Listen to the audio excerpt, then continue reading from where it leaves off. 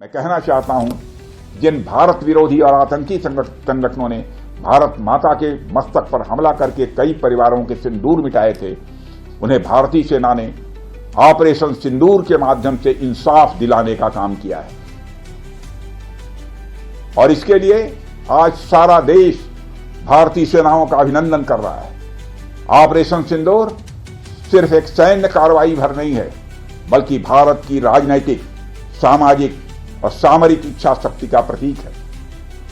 यह ऑपरेशन आतंकवाद के खिलाफ भारत की दृढ़ इच्छा शक्ति का और सैन्य शक्ति की क्षमता और संकल्प शक्ति का भी प्रदर्शन है। हमने दिखाया है, भारत आतंकवाद के खिलाफ जब भी कोई कार्रवाई करेगा तो आतंकवादियों और उनके आकाओं के लिए सरहद पार की जमीन भी सुरक्षित नहीं रहेगी।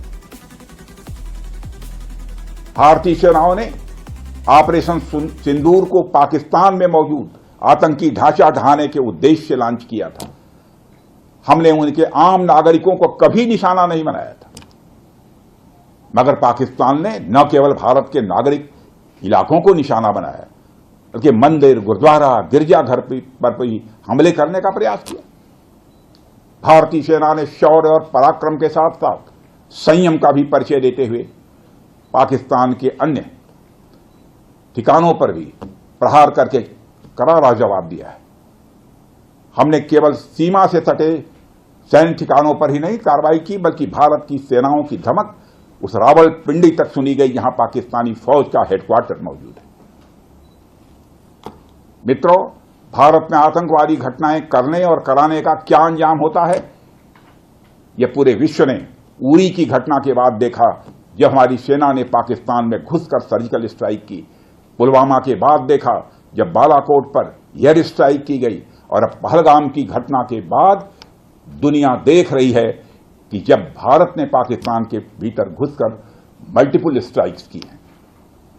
आतंकवाद के खिलाफ जीरो टॉलरेंस की नीति पर चलते हुए हमारे यशस्वी प्रधानमंत्री श्री नरेंद्र मोदी ने स्पष्ट कर दिया है कि यह नया भारत है जो आतंक के खिलाफ सरहद के इस पार और उस पार दोनों तरफ प्रभावी कार्रवाई करेगा। यह हमारे प्रधानमंत्री जी ने स्पष्ट रूप से यह संदेश दे दिया।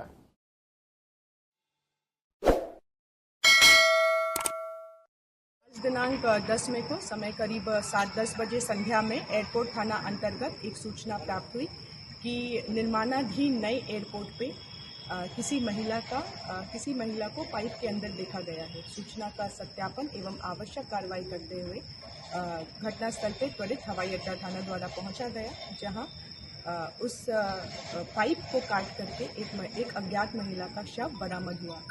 महिला के शव के बारे में उनका सत्यापन करने के लिए जितनी एजेंसियां हैं उनसे पूछताछ की जा रही है, तथा बॉडी को पोस्टमार्टम के लिए भेजा गया है तथा अग्रतर अनुसंधान किया जा रहा है।